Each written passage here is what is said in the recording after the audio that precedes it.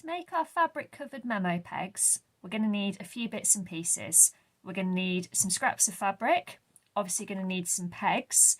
Really, you want to use wooden pegs for this because they'll take the glue really well. You'll find that with plastic ones, the fabric will probably just peel off. It's very difficult to get things to stick to plastic pegs, but you can give it a go. I'm also going to use some little buttons to embellish my fabric scraps. So to attach those, I've got a needle and some thread and some little thread scissors there.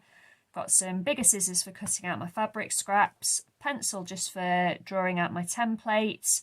Got some PVA glue and a scrap of card to use as a spreader. And of course, you'll need some magnets. These are just little craft magnets that I had left over from another project, but you could also use magnetic tape if you've got some, or the magnets off old fridge magnets that you're not so keen on anymore. The thing you need to remember with magnets is that obviously they have two sides, a side that attracts to the metal and a side that repels. So when you're sticking them onto your pegs, you need to make sure you get them the right way round, but we'll come on to that. So once you've got everything you need in front of you, you're ready to get going. So the first step is to cut a piece of fabric to the right size to cover your peg. And this is a really simple thing to do. So choose which fabric you'd like to use. Place it right side down on your working surface. And then put your peg on top of the bit that you want to cut out. So I think I'm going to aim for these roses here, which handily are right at the edge, like so. So I'm literally just going to draw around with my pencil just to give me a rough area. And it really doesn't need to be too accurate. You don't need to worry about getting things exact on this. So I can see I've got a little strip to cut out here. So I'm going to very quickly just cut that out. And I'm going to cut it slightly bigger than I want it because I don't want the edges of the peg to show. And the edge that I'm drawing round is the flat edge. So it's not the bit where you can see the hinge. It's these flat edges that we're working on. If you imagine once it's attached to the surface, you want to be able to clip it so that you can put your memos and things in there. There we are. So once you've got your strip of fabric, the next stage is just check that it's going to cover your peg, and then you can add any embellishments. So I've got my little dish of buttons here, and I'm thinking that this little button will look quite pretty on there, although it doesn't really show up all that well. So maybe I'll go for something a bit different, have a little play around. Maybe that one with that on top, or maybe a little stash of buttons like that. It's really nice to stack buttons. They look really pretty, one on top of the other. And I've got a knot in my thread already. I'm just going to do one stitch to anchor this button on. Then I'm going to line my other button up on top. And I'm going to sew these two buttons in place. Now, because it's decorative, I don't need to go through lots and lots of times. I just need to make sure that it's held on securely. So you can see there my buttons are sewn on. So I'm just going to pop a knot on the back, and I'm not really too worried about what this looks like because it's going to be covered in glue and sit on the peg there, so it doesn't matter too much. So a knot to make sure it doesn't come undone.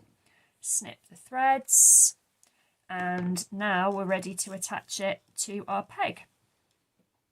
So I've got my PVA glue and my improvised spreader, and I'm just going to put a really nice thick layer of PVA glue onto, again, the flat side of my peg. The great thing about PVA glue is that it dries clear. It's white when it comes out the tub, but it's see-through when it dries, so be really generous with this. Once you've got a good layer on, then you can pop your bit of embellished fabric on top and smooth it down. Now, if you don't like getting your fingers messy, you might want to put gloves on for this bit, but I'm not really that bothered about getting my fingers messy. And what I'm doing is I'm just kind of really pushing it down. The glue's starting to soak through a bit, which is good. That means it's going to hold it really securely. And normally when we're working with fabric, we'd be worried about the ends fraying.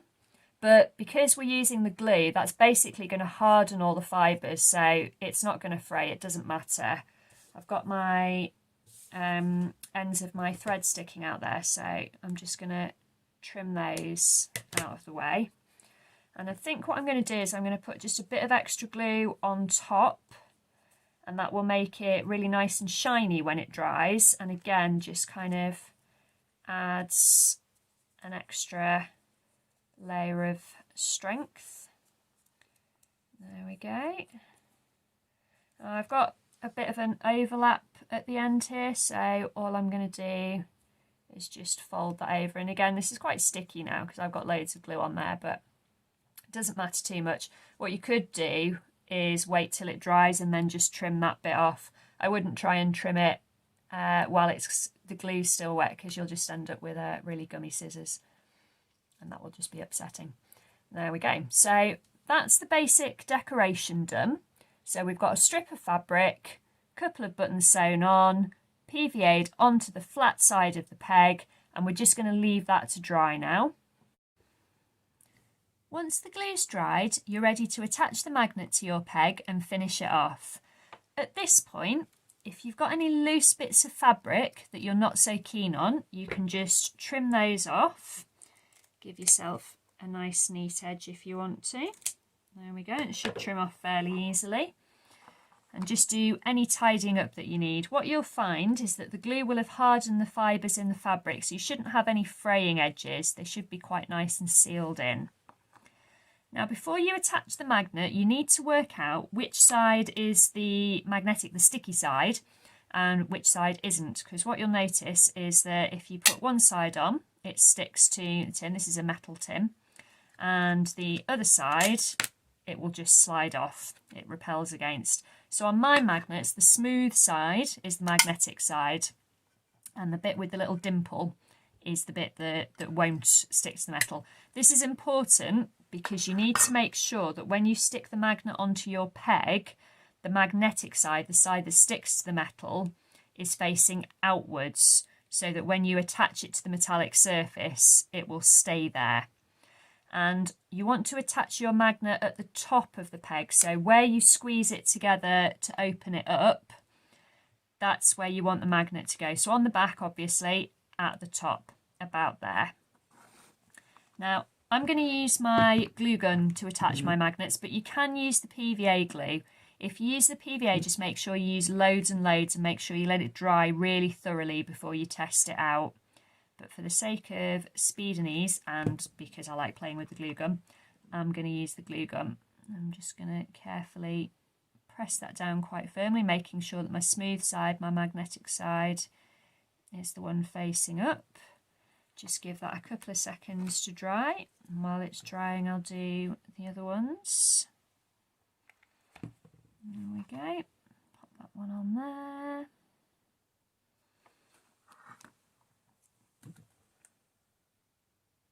And third and final. Again, just making sure that the magnetic side is the one facing up and sticking them to the top of the pegs.